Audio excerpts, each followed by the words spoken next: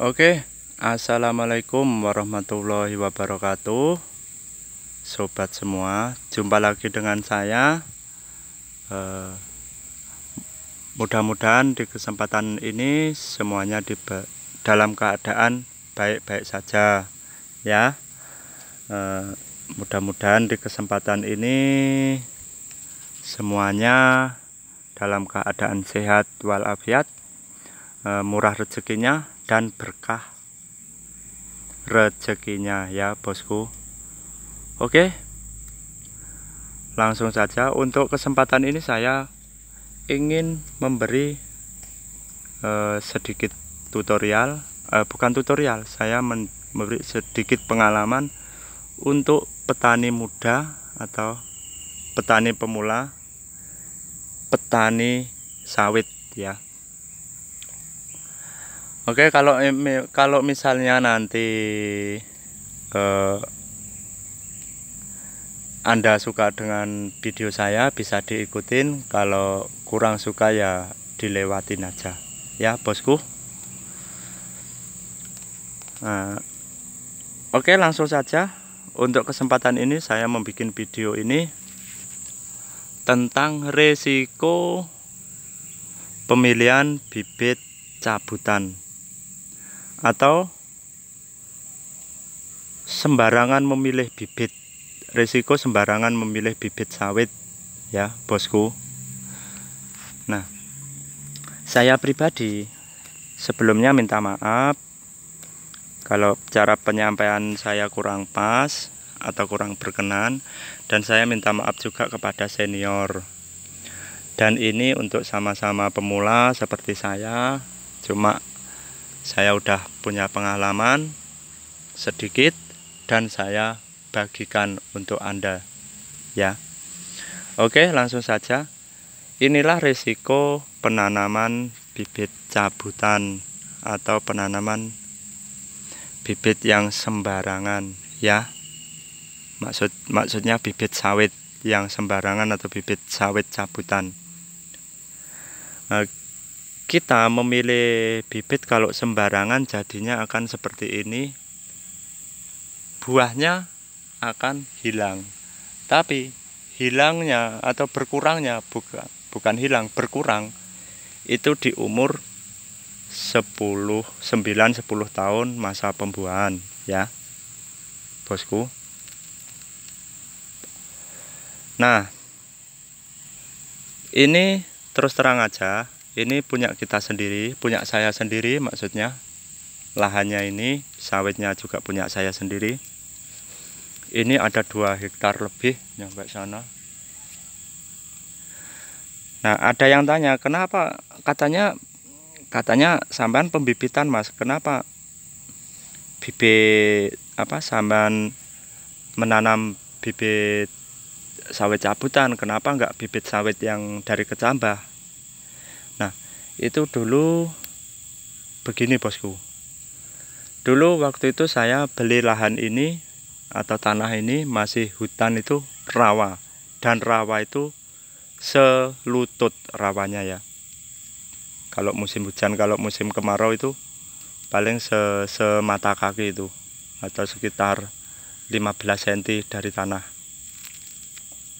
Nah, dulu waktu beli ini saya tidak di sawitan atau tidak bekerja di sawitan, saya masih kerja di bangunan. Jadi saya membeli tanah atau lahan ini dulunya sekalian langsung minta sama orangnya, minta dibersihkan, minta ditebas, minta dibersihkan, dan minta ditanamin sawit, bibit sawit, ya bosku. Saya maunya dulu itu minta bersih gitu aja, karena angen-angen saya juga nggak nyampe ke sini. Saya dulu tuh waktu itu di kota, dan sekarang ke perkampungan atau ke desa, karena dapat jodohnya, dapat istrinya orang dari sini juga. Nah, waktu bukan waktu itu, maaf ya, kalau ada yang tanya lagi, Mas, itu terlalu rapat penanamannya, ini emang agak sedikit rapat karena yang punya bibit ini memasukkan semaksimal mungkin bibitnya. Nah, itu juga kok acak-acakan Mas. Ya betul, karena di waktu penanaman itu kan airnya masih, kemaraunya itu masih sekitar sejengkal atau semata kaki lah. Nah, setelah musim hujan banjir, sebagian pada lari bibitnya, nah, sebagian pada roboh, dan sebagian itu saya dirikan lagi, sebagian juga saya buang. Nah, kok kalau dulunya rawa kok sekarang jadi darat kering kayak gitu Mas? Iya, karena itu udah ada parit 4 meter, udah kita parit 4 meter itu nyampe bawah sana, udah kita putus apa yang istilahnya udah diparit lah, biar ini airnya mengalir. Nah, oke, lanjut. Risiko untuk pemilihan bibit penanaman bibit cabutan itu nanti di umur 9-10 tahun dia akan menurun, bahkan menghilang buahnya. Bukan karena rapat bosku ya, antara rapat jarak tanam dan antara bibit yang bagus enggaknya itu resikonya sendiri-sendiri bosku ya. Kalau cuma rapat tapi bibit, jarak tanamnya rapat tapi bibitnya bagus, itu biasanya bibitnya cuma mengecil karena ini pelepahnya nggak bisa mekar. Beda halnya dengan bibit cabutan atau bibit yang kurang bagus ya bosku. Apalagi punya saya ini udah bibitnya cabutan, asal bibitnya juga asal-asalan, rapet lagi, aduh dua kali parah ini ya. Jadi inilah resiko kalau kita menanam sembarangan bibit atau bibit sawit cabutan. Resikonya kayak gini, kita akan menuai resikonya ini setelah di umur 9-10 tahun ya bosku. Nah, nanti akan ada pertanyaan begini, bibit sawit apapun kalau dipupuk banyak-banyak itu bagus buahnya.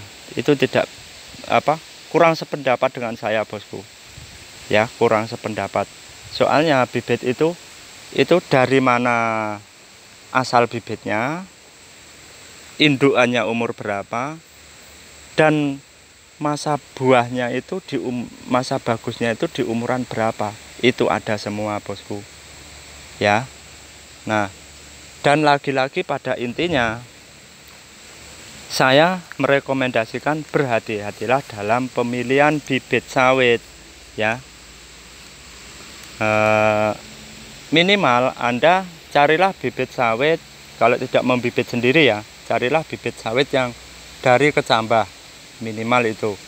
Nah, yang kedua, carilah bibit sawit yang bersertifikat.